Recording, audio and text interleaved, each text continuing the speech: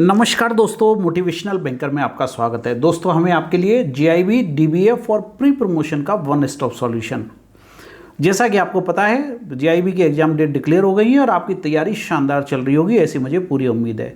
उसी तैयारी को चार चांद लगाने के लिए हम ये वीडियो आपके लिए अपलोड कर रहे हैं, ताकि आपकी तैयारी और अच्छे से हो सके और आप निश्चित रूप से एग्जाम को क्रैक कर सकें। तो चलिए शुरुआत करते हैं। एलआरएबी का ये हमारा थर्ड वीडियो है, जिसमें कुछ क्वेश्चन आपके लिए लेकर आए हैं। What is the maximum amount of compensation that ombudsman can allow to the customer for loss suffered by the customer? Customer को जो लॉस होता है उसके लिए कोई भी डिस्प्यूट है उसका बैंक से, तो ओम्बड्समैन कितना अमाउंट तक का मैक्सिमम कंपनसेशन उसको दे सकता है? इज इट 50 लाख, 20 लाख, 7 लाख और 25 लाख? दोस्तों, जहां डिस्प्यूट का सवाल है वहां पे मैक्सिमम कंपनसेशन है 20 लाख रुपीज़ का। परंतु अगर मेंटल एग्नी का सवाल है, मेंटल एग्नी, ठीक है, जहां पे मानसिक क्षतिपूर्ति जिसको कहते हैं, तो 1 लाख रुपए तक का मैक्सिमम कंपनसेशन ओम्बड्समैन दे सकते हैं। तो दोनों क्वेश्चन आपको याद रखने हैं।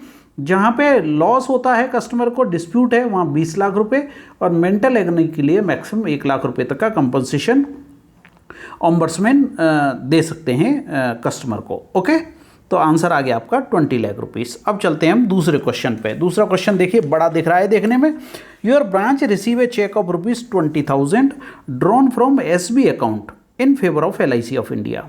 एक 20,000 रुपये का चेक आया सेविंग अकाउंट में favouring LIC of India by your customer maintaining SB and current account. उस कस्टमर का SB अकाउंट भी है और करंट अकाउंट भी है।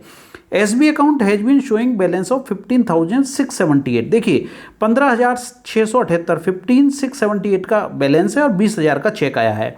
वेयर एज करंट अकाउंट में बैलेंस है 12,940, यानी दोनों को मिला दें तो चेक पास हो सकता है। पर क्या बैंक ऐसा कर सकती है? दोस्तों, मैं आपको ऑप्शन देखने से पहले ही क्लियर कर देता हूं। सेविंग का चेक आया है तो सेविंग में बैलेंस सफिशिएंट होना है, करंट में चेक आया है तो करंट में बैलेंस सफिशिएंट होना है। बिना कस्टमर की परमिशन के, बिना कस्टमर की अथॉरिटी के कहीं से भी बैलेंस ट्रांसफर नहीं किया जा सकता। तो ऐसे केस में क्वेश्चन इतना ही दिया है, तो ऐसे केस में जब अकाउंट बैलेंस 15,678 है, अकाउंट बैलेंस है कितना? 15,678, और 20,000 का चेक है, चाहे किसी के भी फेवर में है, बैंक को रिटर्न करना होगा। क्लियर है बात मेरी? तो आंसर देख लीजिए। आंसर क्या आ गया इसमें? Cheque would not be passed as the account on which the cheque is issued does not have sufficient balance. ये ए में ही दे रखा है। बी में देखिए क्या दिया है? Cheque would not be passed as the bank can not transfer the balance from one account to another account even though there is a instruction from the customer. ये बात गलत है। कस्टमर का इंस्ट्रक्शन है तो आपको ट्रांसफर करना होगा। Cheque would be passed after speaking to the customer over phone. ये गलत बात है, ऐसा नहीं करना है। Cheque would be passed after transferring the balance from one account to another, नहीं, बिना कस्टमर के इंस्ट्रक्शन के ये भी नहीं कर सकते। तो ऐसे चेक को आपको रिटर्न करना होगा। क्लियर है बात? तो जहां बैलेंस इनसफिशिएंट है वहां चेक को रिटर्न करना होगा। अब आते हैं नेक्स्ट क्वेश्चन पे, that is question number 3। The term CERSAI relating to central registry stand for. देखिए बहुत अच्छा सवाल है।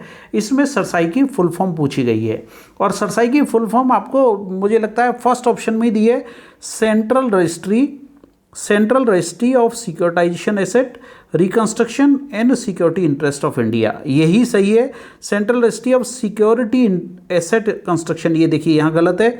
Central registry of security asset construction, ये सिक्योरिटी वर्ड नहीं है, सिक्योरिटाइजेशन वर्ड है। Central registry of securitisation asset reconstruction and central registry of securitisation asset construction, ये भी गलत है। तो आंसर इसका सही है ए। ठीक है, तो पहले तो ये आंसर देख लेते हैं ए। ये सरसाई की फुल फॉर्म है, पर आपको ये भी समझना है कि सरसाई है क्या बेसिकली। देखिए सरसाई एक सिक्योरिटी इंटरेस्ट रजिस्ट्री है, जैसा कि यहाँ दिया हुआ है, सेंट्रल रजिस्ट्री है, सिक्योरिटी इंटरेस्ट रजिस्ट्री है, ऑनलाइन है, और ये बनाई गई है इक्विटी मॉर्टगेज में जो फ्रॉड होते हैं उनको चेक करने के लिए। देखिए क्या होता है, कई कस्टमर ऐसे होते हैं जो एक ही प्रॉपर्टी को मल्टीपल लोन ले लेते हैं उस पर, और कई जगह उस पर चार्ज क्रिएट करा देते हैं। एक जगह ओरिजिनल सेल डीड जमा की और दूसरी जगह उसकी फेक सेल डीड बना दी। तो अभी सेंट्रल रजिस्ट्री में क्या होता है कि यहाँ पे चेक करना होता है, लोन देने से पहले बैंक को चेक करना होता है कि सरसाई में उसकी एंट्री, आपने जैसे ही लोन दिया इमीडिएट जिस बैंक ने लोन दिया है वो उस पर सरसाई में उस पोर्टल में उसको एंट्री कर देंगे। जब उसी प्रॉपर्टी पर अगर सेकंड लोन के लिए कस्टमर जाता है तो जब यहाँ से इसकी इंक्वायरी करेंगे तो पता चल जाएगा इस प्रॉपर्टी पर पहले से लोन है। तो ये इससे फ्रॉड्स को रोका जा सकता है, इसलिए सरसाई बहुत इंपॉर्टेंट है। सरसाई पे क्वेश्चन इसलिए भी आ सकता है कि पहले इसमें सरसाई में रजिस्ट्रेशन का टाइम था 30 days from the date of loan, अभी ये हटा दिया गया है। अभी बैंक को इमीडिएट सरसाई के पोर्टल में एंट्री करना होता है जैसे ही आपने मॉर्गेज क्रिएट कर दिया उसी दिन। ओके, तो ये क्वेश्चन हो गया आपका सरसाई से रिलेटेड। अब चलते हैं क्वेश्चन नंबर 4 पे। क्वेश्चन नंबर 4 से पहले मैं आपको बता देता हूं, जो मित्र हमारे तैयारी कर रहे हैं और हमारी वीडियो लाइब्रेरी को रेफर करना चाहते हैं उनके लिए हमारी वीडियो लाइब्रेरी है। तीनों पेपर्स हैं, अलग अलग तीनों पेपर हैं, कॉम्बो पैक में भी उपलब्ध हैं। यहाँ चैप्टर वाइज वीडियो दिए हुए हैं, मॉड्यूल वाइज वीडियो दिए हुए हैं। कंप्लीट वीडियो लाइब्रेरी है जहाँ पर रिकॉर्डेड वीडियो मिलेंगे, 24/7 आपके लिए उपलब्ध हैं, आप कभी भी इनको देख सकते हैं और 1 ईयर इसकी वैलिडिटी रहती है। ठीक है, इसके अलावा रिकलेक्टेड क्वेश्चन है जो दिसंबर 2020 में आपका एग्जाम हुआ है उसके रिकलेक्टेड क्वेश्चन हमने दिए हुए हैं ताकि आपको पता चल सके कि पिछले एग्जाम में किस तरह के क्वेश्चंस पूछे गए हैं। इसके अलावा पीडीएफ नोट्स हैं, यानी ई बुक है, हर सब्जेक्ट की अलग अलग है जिसे आप डाउनलोड कर सकते हैं, प्रिंट कर सकते हैं। इसके अलावा हर पेपर में 500 क्वेश्चन का मॉक टेस्ट है ताकि आप ये चेक कर सकें कि आपकी तैयारी कैसी चल रही है। तो ये कंप्लीट वीडियो लाइब्रेरी है, आप एक बार जरूर रेफर कर लें अगर आप तैयारी कर रहे हैं, चाहे वो अगस्त के एग्जाम की तैयारी कर रहे हो, चाहे आप नवंबर वाले एग्जाम की तैयारी कर रहे हो, ये वीडियो लाइब्रेरी आपके लिए काफ़ी यूजफुल हो सकती है। अगला क्वेश्चन लेते हैं, क्वेश्चन नंबर 4। एक customer of your branch, okay, यहाँ नाम ये थोड़ा शायद चेंज नहीं हुआ है, ये जो भी नाम है इसका आसिफ कर देते हैं हम। एक customer of your branch Asif, sorry इसको मैं कर देता हूँ Asif, ASIF, okay, deposit a cheque which he steal from another person named Abhinav. Abhinav से चेक चुराया है उसने और बैंक में जमा किया। आपकी ब्रांच ने कलेक्ट किया चेक को, on which the customer is having a defective title. जाहिर है चुराया है तो डिफेक्टिव टाइटल है, without being aware about the defect. Bank को पता नहीं है कि इसमें कोई डिफेक्ट है। अब बैंक की पोजीशन क्या होगी? कलेक्टिंग बैंक इज नेग्लिजेंट, नहीं, कलेक्टिंग बैंक नेग्लिजेंट नहीं है क्योंकि बैंक को पता ही नहीं है कि इसमें इसका टाइटल डिफेक्टिव है। Collecting bank get protection if it has complied the requirement under section 131। Section 131 की अगर रिक्वायरमेंट को कंप्लाई किया है तो बैंक को प्रोटेक्शन मिलेगा। चलिए देखते हैं। Collecting bank is responsible for conversion, नहीं, कलेक्टिंग बैंक इस केस में रिस्पॉन्सिबल नहीं है। Collective bank is negligent but will get protection, नहीं, नेग्लिजेंट है तो प्रोटेक्शन मिलेगा ही नहीं। ठीक है, अब समझिए आप, देखिए पहले तो आंसर मैं दिखा देता हूं। आंसर क्या है इसका? आंसर है B, collecting bank will get protection if it has complied the requirement under section 131। अब सेक्शन 131 क्या कहता है?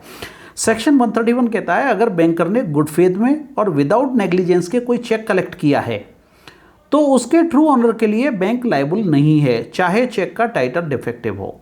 बात क्लियर हुई?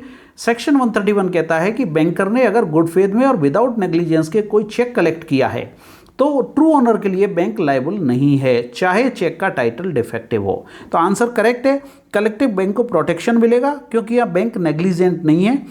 If it has complied the requirement under section 130, यानी कि अगर बैंक ने गुड फेथ में और विदाउट नेग्लिजेंस के इसको कलेक्शन किया है तो बैंक को प्रोटेक्शन मिलेगा। ओके, अब चलते हैं नेक्स्ट क्वेश्चन पे, that is question number 5। If the director of a company undertake some ultra vires transaction on behalf of the company, which of the following situation is possible. देखिए पहले तो ultra vires क्या होता है? Ultra vires का मतलब है कि ऐसा कोई काम करना which is beyond his legal power और अथॉरिटी। जो भी अथॉरिटी उसको दे रखी है कंपनी ने डायरेक्टर को, उससे एक्स्ट्रा उसने किया है, यानी उसके अपोजिट उसने काम किया है, बियॉन्ड द पावर किया है। जो लीगल पावर से अथॉरिटी उसको दे रखी है उसके बाहर उसने कोई काम किया है तो क्या होगा? They are personally liable to the company, बिल्कुल लायबल होंगे। They can be compelled to refund the money, yes, company को पैसा रिफंड करना पड़ेगा अगर उन्होंने कुछ गलत विड्रॉ किया है तो। Action for fraud can also be taken if there is deliberate miss application.